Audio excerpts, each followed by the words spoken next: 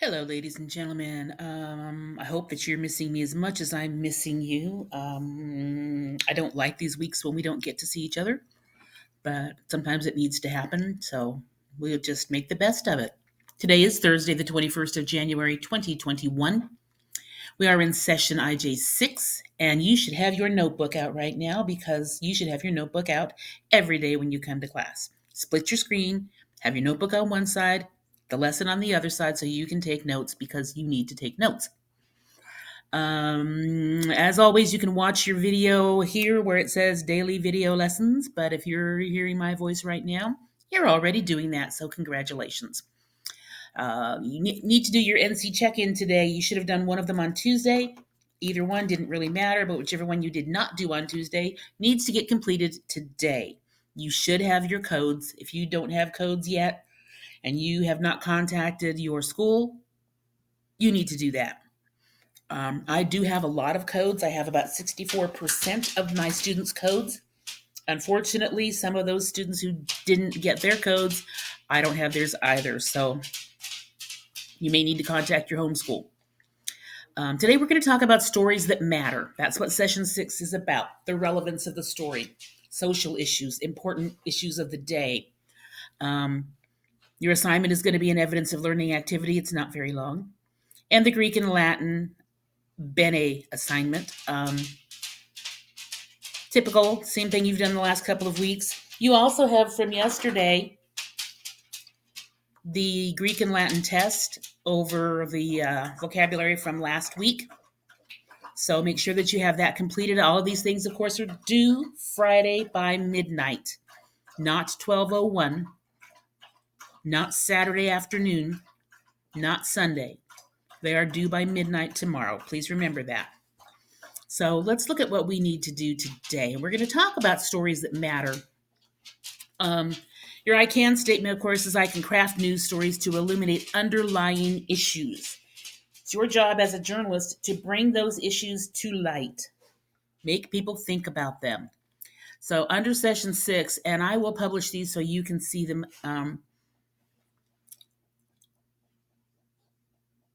on your own time frame. But right now in your notebooks, I expect to see some notes being taken.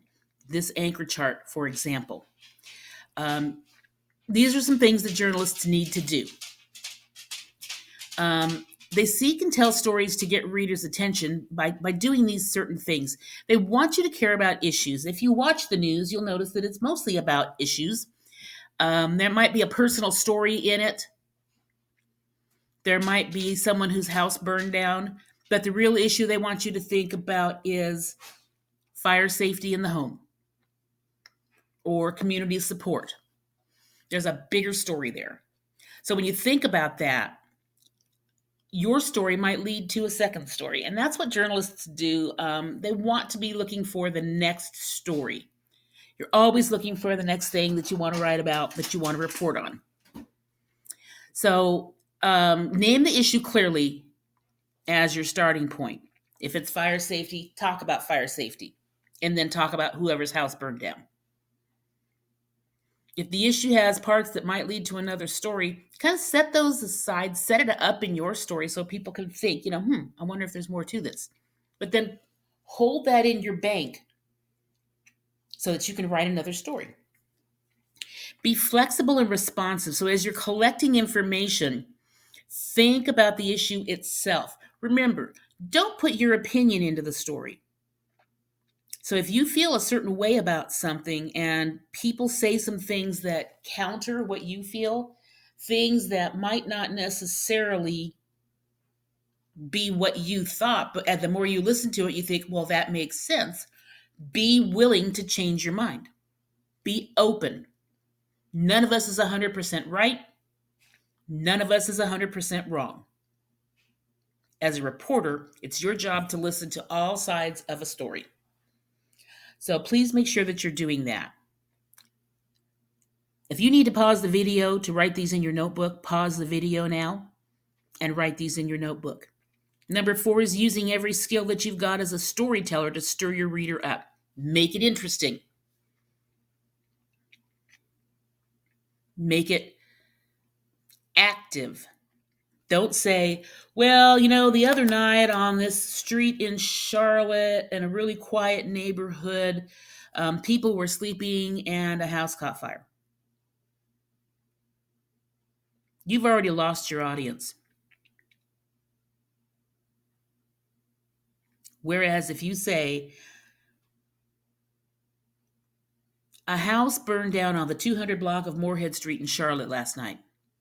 Now we have some action. People are going to go, "Oh, a house? Oh no, are the people okay? What happened? Is it a total disaster? Do they have a place to stay? Did the Red Cross help them?" There's all kinds of questions that'll start coming to people's minds, and they're going to listen to find out if you have the answers for them. Make it active. Make your important things first. Then you can talk more about them later. Remember that inverted pyramid style. Put that big action first.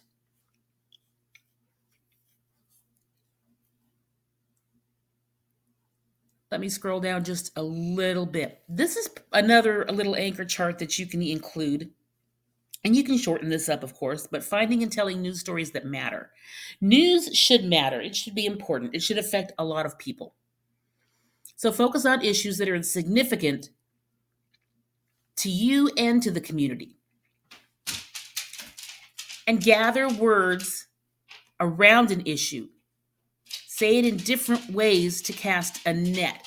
Say something in more than one way because people might listen to your description of something in one way, but a lot of people won't connect with it. So you need to say it in a couple of different ways. You need to sort of repeat yourself. And look for stories that illustrate the issue. If you're writing about the issue of nuclear waste, look for stories that illustrate the issue of nuclear waste adversely affecting a community.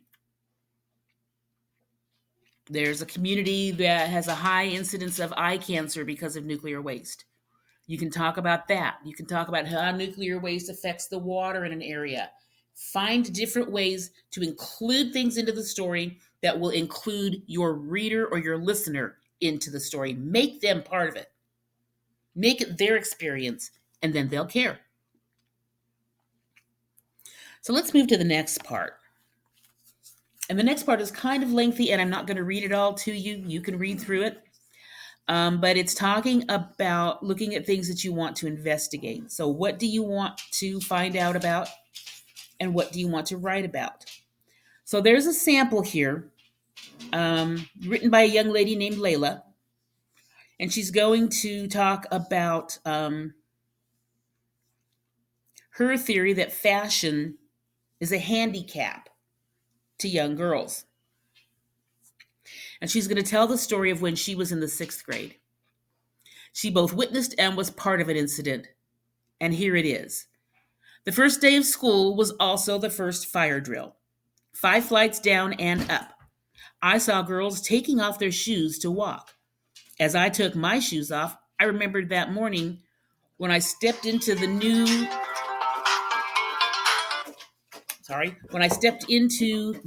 sandals with heels and then a long, thin pencil skirt.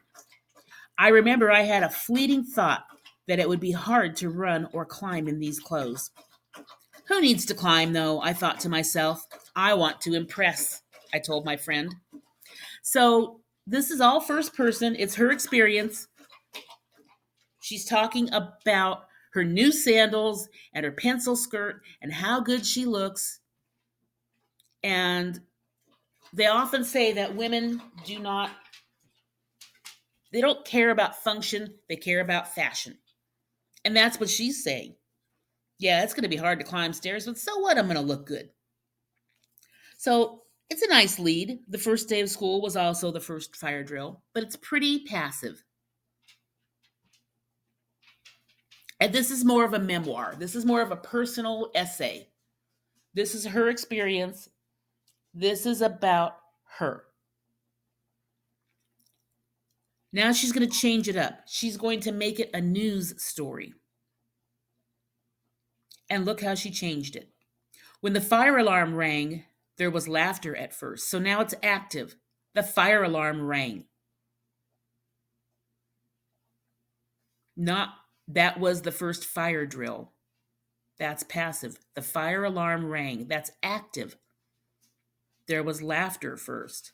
Then, as girls and boys began to file down the 5 flights of stairs, there was consternation. Kids in sneakers dashed ahead, while girls in heels paced. I'm not sure what that word's supposed to be, but it's not paced, to take off their high heeled sandals. Probably paused. This reporter, so now she's made it third person. It's still her in the story, but she's making her another person. This reporter, who found herself in the middle of the crowd, learned from firsthand experience that fashion can handicap you. I wanted to impress was a phrase overheard on the way down. Well, yeah, sure, it was overheard. She said it, but she's not going to say she said it. Somebody overheard it. Never again was one heard on the 5 flights back up. So now she's made it third person and she's made it a lot more active. And she's making it sound like, maybe function is important. Maybe it's more important than fashion, which will never convince a lot of girls of that. So, social issue, because girls want to look good. But some girls prefer comfort, some girls prefer fashion, and some girls prefer function. So she is reporting on the reason why fashion might not be as important as function. But it's very active. And that's what I want your stories to be. Make sure you're writing in third person. So many of you did your news reports in first person. My family and I went to the zoo last weekend and we saw the orangutan and we saw the mongoose and we saw the ducks. That's a personal narrative. A family of 3 was chased out of the zoo by some wild ducks on Thursday. Now we have a story. It's active. The family was chased out by the ducks. Active. Then you say, the Bogart family was at the zoo last Thursday and they were just walking around minding their own business when all of a sudden some ducks started chasing them down the walkway. And tell the story then. But lead with just the fact that they were chased. Chasing, that's active. Please remember that. There's some more examples down here for you to read. I'm not going to go through them right now. You can do that on your own. Let's get to your lesson.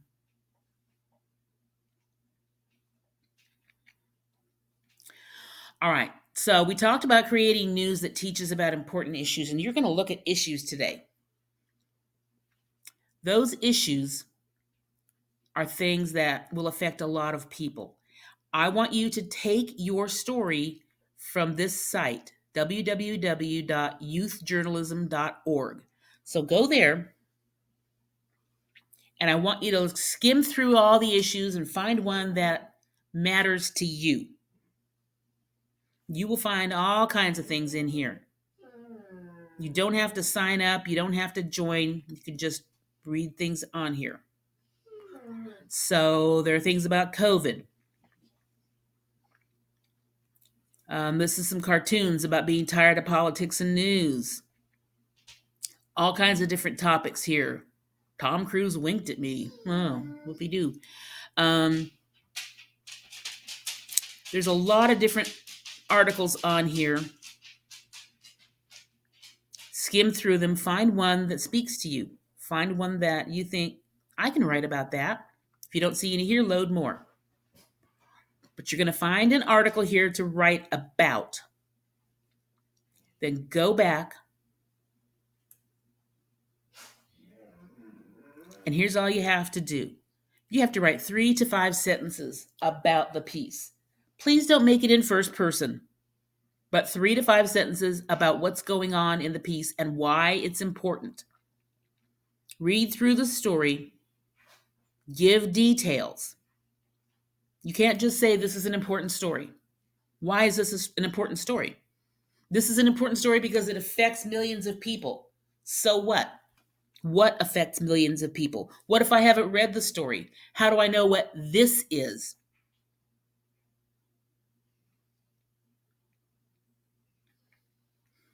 Racial profiling is an important issue in this country because it affects all of us.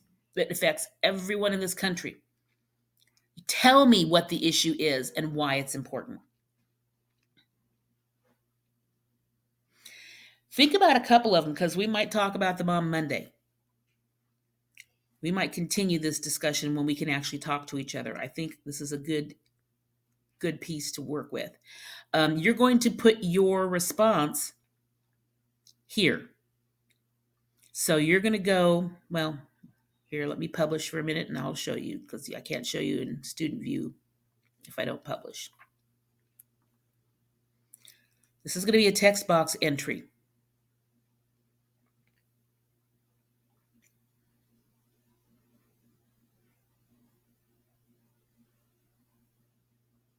Oh, it's not available because I haven't published the module yet. I apologize. Okay, so at the top, it's going to say submit. Click on submit and it'll give you a place to type. Then click on submit again and that will turn it in. Okay, so up at the top, you're going to see submit. And then when you finish typing at the bottom, you're going to see submit. So submit, submit. That's how you turn this in. This doesn't go in your notebook. Please don't email it to me. I will not accept emailed assignments. It's too late in the year for that. So all your only assignments today are, let me go back and I will remind you. Your only assignments today are to do the evidence of learning and the Greek and Latin activity. If you have not done the Greek and Latin quiz from yesterday on the vocabulary from last week, audible, audio, auditorium, audition, and the fifth one I can't remember. Audible, audio, auditorium, audition, and audience. So you'll need to do that as well. All of this is due Friday at midnight. Remember that, Friday at midnight. And look at your grades, ladies and gentlemen. Some of you are failing right now because you're not bothering to turn things in. And I'm telling you what, at 12:01, the computer automatically assigns you a 0. So if you sent one to me in email, Canvas doesn't know that. You got a 0.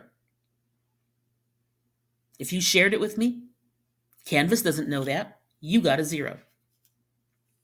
Please don't get any zeros. We have interims on February the 4th. That's coming up soon. And your parents will be encouraged to look at your grades. So you might want to get those grades where you think they need to be, or more importantly, where your parents think they should be. That is all I have. Of course, I will have office hours all day tomorrow. I will be in the classroom. Please remember that is a time for you to come in and ask questions, get help with assignments. It's not a party. So please conduct yourselves appropriately if you come in. I don't mind a little conversation, but it is a working day for all of us. Just because I don't have class doesn't mean you don't have work. The reason that I set it up is so I can help the people who need it.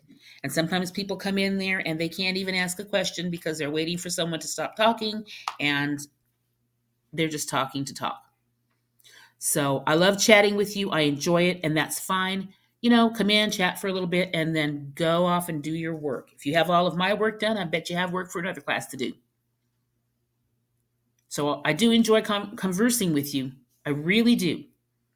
But let's keep it short. All right, ladies and gentlemen, that is all I have for you today. I hope you have a lovely weekend. If I don't see you tomorrow, even if I do see you tomorrow, I still hope you have a lovely weekend. T2 out.